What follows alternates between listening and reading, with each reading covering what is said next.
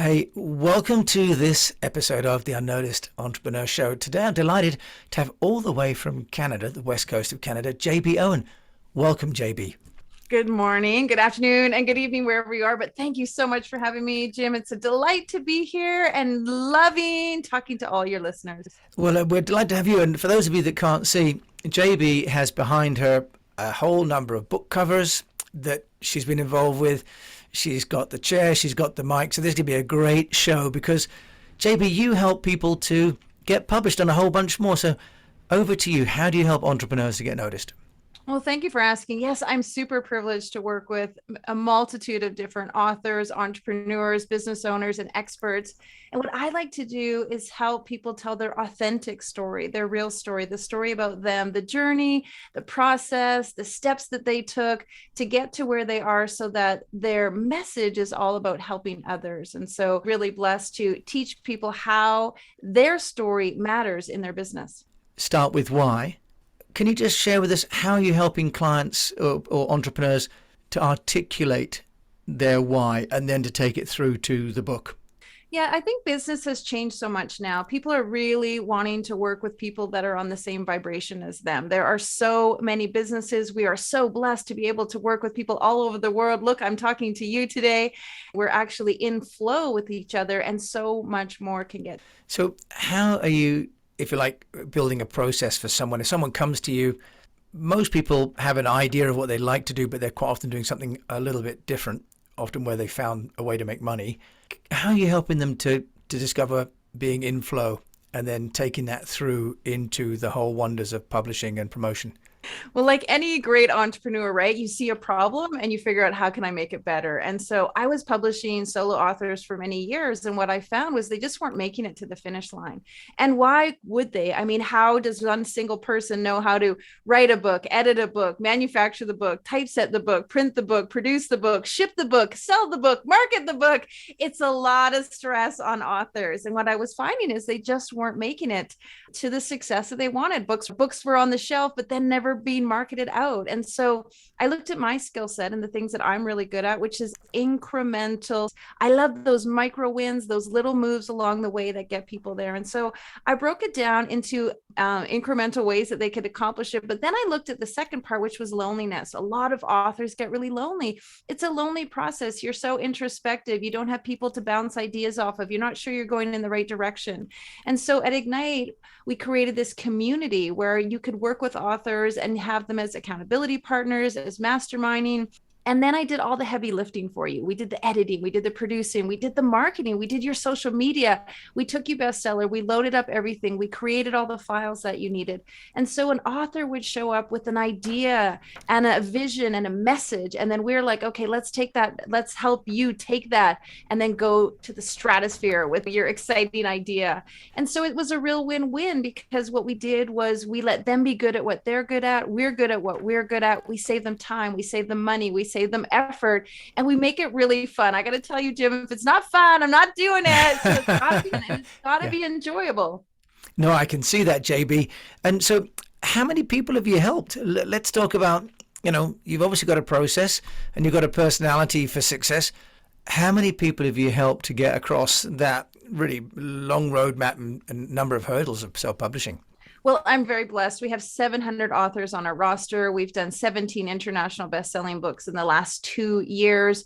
We've done multiple solo books. I've done my own book in the process. So we really have mastered the strategy. And for all of your entrepreneurs and listeners, it's about tools and strategies. It's about systems. Success comes from systems. And so we've proven in 2 years, 17 international bestsellers with 700 authors, we know how to put it through a system, but a system that works for you. And the great thing for me as a coach and publisher and teacher and trainer and mentor for authors is like, once I show you the system, boom, you're off to the races. You can do it multiple times. And so we have authors who are writing 2, 3.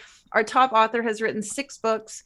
And so we've shown them the system, and then they really can quantify, again, their message and their delivery and produce a fantastic book. And are you willing, JB, to share maybe what some elements of that system are? Because that would be really helpful for people to understand what you've built there.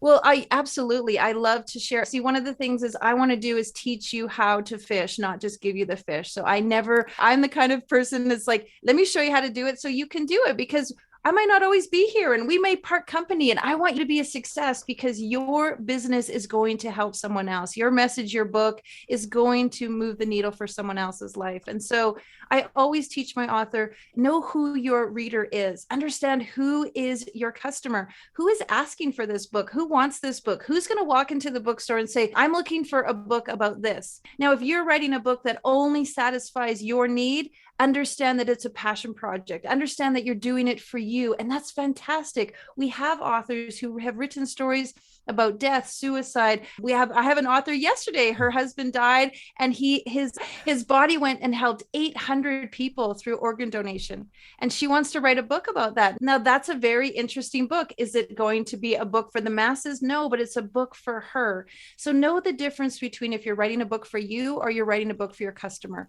If you want to go and have a book that is going to be the next business book, the next tech book, the next best-selling self-help book, then you got to think about your customer. What's your customer's problem? What does your customer need? What can you answer for them? And then you got to make it interesting. That whole what's in it for them is so important. It's not about you. It's not a bad date where you go and the guy's talking about himself over and over again and you're just sitting there. And authors make that mistake. They write books that's all about them. And the reader is like, hey, where am I in this process? So those are the two key things that I would say when you start, think about that process. And when you imagine your reader, then you're writing for your reader. You're not writing for yourself. That's really good, JB. And I love that analogy. Yeah, if you go out on a social function and someone just meets you and talks about themselves, and yet that's often what companies do in their own PR, right? They talk about themselves all the time. But, I published a book, and it's a curation of 50 interviews that I've done.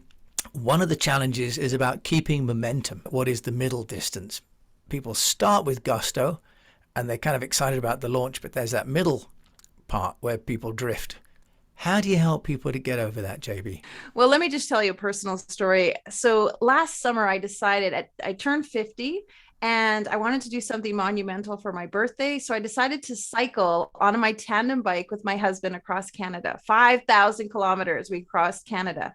Now, I did it for a couple of reasons. I wanted to show people it's possible. I wanted to show people that you can have an idea and just get up off the couch and do it. I wasn't an athlete. I had never cycled that distance before. I never was even athletic my whole life. So I wanted to make all of these examples to people that you can do it. So to answer your question, it's about momentum. See, if all I focused on was getting to the 5,000K, I never would have made it to the 500K, to the 200K, to the 1,000K.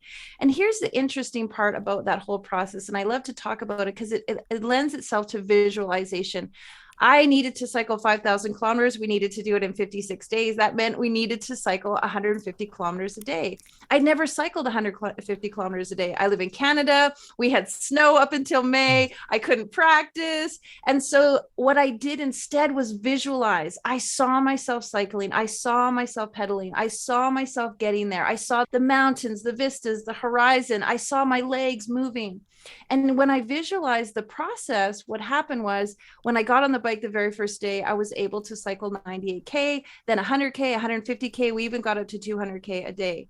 So how does that answer your question? It's about momentum. So you do a little bit one day, which gives you the courage and the knowingness to do more the next day, which gives you the power and the strength to do it the next day. Now, how do we apply that to our book? You want to map out your book launch over a period of time. So you want to map out, my book's coming out in Kindle, my book's coming out in ebook. And then 2 months later, my book's coming out in hard copy, or my book's coming out in soft copy. Then 3 months later, I'm coming out with my audio book. And then 3 months later, I'm coming out with my supplementary course. And so what you want to do is you want to add things to your book, and you want to go for the long haul. You want to go for the long game. And what a lot of people, we just want to go for the short game, the short reward, the instant gratification. So you want to think about the long game. How can I keep engaged with my clients? And you'll always have somebody happy.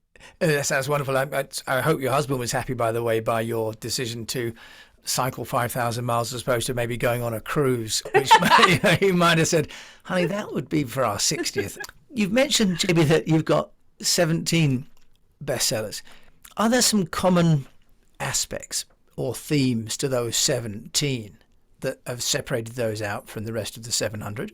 Yeah, absolutely. I want to say that very kindly that Forbes magazine picked me up 2 weeks ago to talk about the heart centered publisher. And I feel like being heart centered and being authentic and being vulnerable in your sharing, like authentically share about you.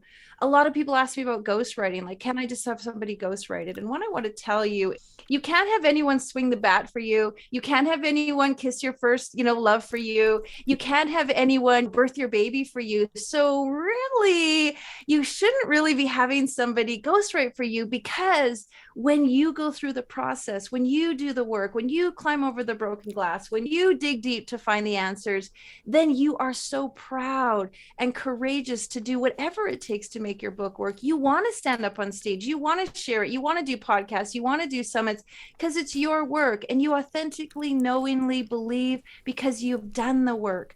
And so I would say the common denominator in all of our stories is that our authors have done the work.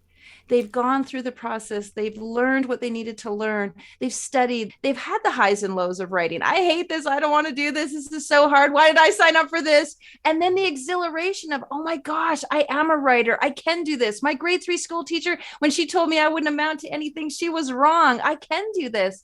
And the lid is lifted. And all entrepreneurs know we need to have our lid lifted, our limiting beliefs, the ceiling of whatever we thought was possible, that needs to be shattered. And that happens when you do the work. And so I would say for all of our authors, we're known as the leaders of empowerment publishing. We empower our writers and we empower our readers. And that's what makes us different. Okay, and it sounds like you both empower and energize them as well, JB, right? Because it's to say you can do something is great, but you've got to keep them going along through those long miles of the journey. So you've mentioned that you've got these 13 that are all heart-centered. Can you also then share, for those entrepreneurs out there who say, I understand I can't ghostwrite, but I haven't got the time, or I'm not very good at writing, or I'm dyslexic, any sort of, I'd say, workarounds?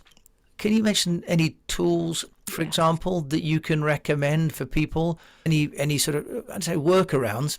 You want someone to be authentic, but they're not good at writing. They haven't got the time. Yeah, thank you for sharing that. We have so many authors where English is not their first language, where they are dyslexic. We've had people who are ESL. We even have an author who is blind and he has written his story. So there are some really great tools out there. I recommend otter.ai. It's a great tool that you can speak into, will transcribe for you and record for you at the same time. So that's super helpful. Many of you can write on Word and in Google Docs, and then it'll read it back to you. And that is super helpful because it catches all those little mistakes that we don't realize that we make. Of course, there's so many companies like Upworks where they have editors or proofreaders that can assist you and help move you along. I want to tell people this. I'm not great at spelling. I have a hearing impairment. I never learned to spell phonetically. I learned to spell through memory. So if there's a word like infatuation and I haven't written it in a while, I got to remember how it's spelled. And so as a person with a spelling issue and a hearing impairment, my school teachers always told me I would never amount to anything. I would never be able to do it. I was that kid that got my paper back with 100 red scratches and marks and corrections on it. But here's the thing, spelling and grammar is the least of your worries. And for people who are obsessed over their spelling and their grammar, guess what? You can hire somebody for that. What you want to do is think concept, think theory, think theology, think philosophy, think message, think impact, think awaken. That is rare. That is where you want to head to. Don't get caught up in the spelling and the grammar. Now, my favorite tool to tell everyone is to get up 30 minutes early each and every day and write then, right before you look at your phone. Right before you talk to anyone. I get up at 4 a.m. every morning, just before the kids, before my phone starts pinging, before everybody starts texting me. And that's my writing time. That's my sacred time.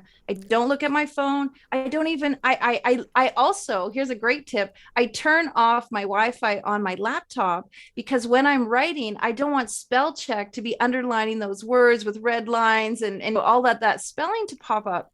So I literally will turn off Wi-Fi. I will write in Google Docs as just to my heart's content, and I will do editing later after. So I put concept writing times.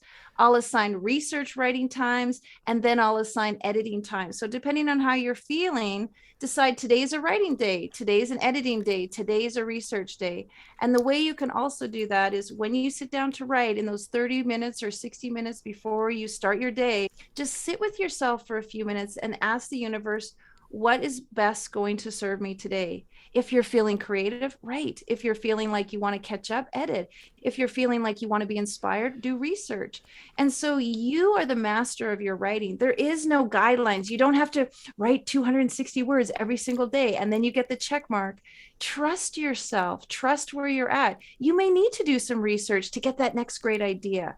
And so it really is you creating a habit, creating cadence, working the muscle of writing. And that's going to get your book done. If you did a paragraph a day, you would be done. If you did a page a day, you would be done. And what happens is people are like, oh, I want to go to the cabin and block off 6 days and write every day. And it never happens. And so your book never gets done. So do a little bit each day and you'll make it to the end. That's great. It's a bit like fitness, isn't it? In that sense that when you first start, you're not very fit. Your aerobic fitness isn't that good, but just by the act of doing it, right? So the making the time. I also really like, JB, the point that as long as you're creating something that's authentic, there isn't a right or wrong, because many people suffer from that anxiety of, well, will it be good enough? But what you're saying is what you've got, if you can share that, then we can worry about the polishing, the editing, the promotion later. Yeah. And if you think about who your ideal client is, then you're writing for them. So imagine you talking to them, sharing with them. I wrote a beautiful book, went bestseller in 8 countries called Enjoying Parenting.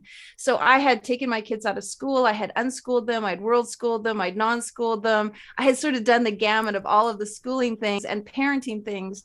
So I started writing a book about enjoying parenting. And what I realized was at first I was writing it to all those conscious parents, but they already know that. So I needed to shift my book and write the book for the parents who want to understand what conscious parenting is. Now, when I sat down to write, thinking of who is that person, and I knew exactly who that person was, I gave her a name, I gave her a persona, I knew exactly what her needs were, what her wants were, what her problems were. Then when I wrote, it was like I was actually writing to her, and that helped all of the writing flow because I knew who my customer was, who needed this book.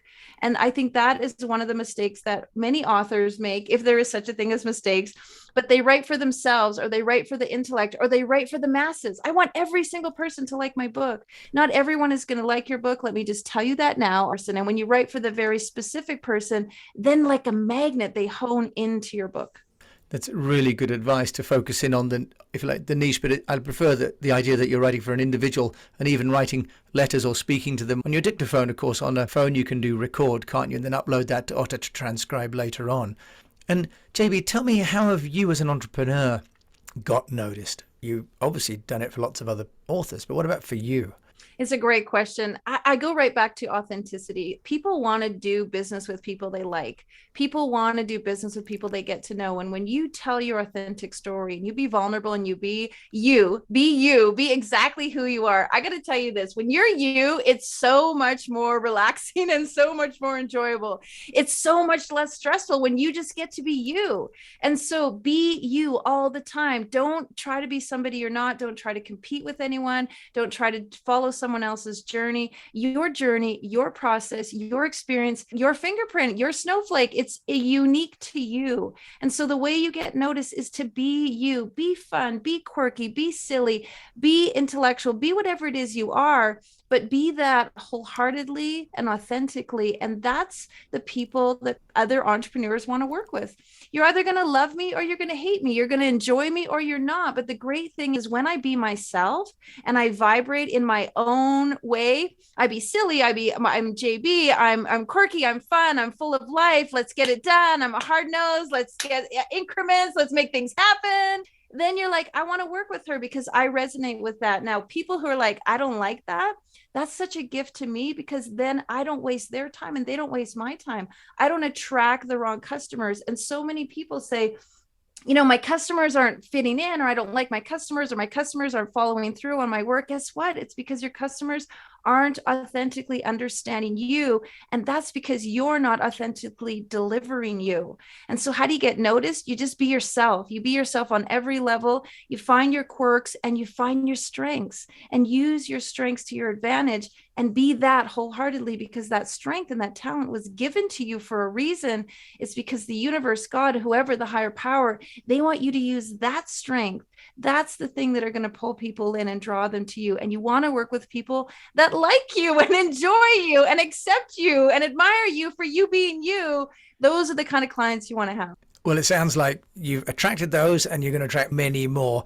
JB, how can people find out about you and Ignite? Thank you for asking. So I'm easy to find on Facebook. I'm the only JB Owen there, so you can easily find me. But of course, you can go to our website, igniteyou.life, igniteyou.life. And of course, go to Amazon and you will see any of the Ignite series. All the books are up there. And of course, you can find me on Instagram at JB_JB Owen. You can find me there. That's where I'm at. Wow, you are radiating across so many mediums. It's amazing. JB, thank you so much for joining me all the way from Canada today on the, in your case, the actually rather well-noticed Entrepreneur Show.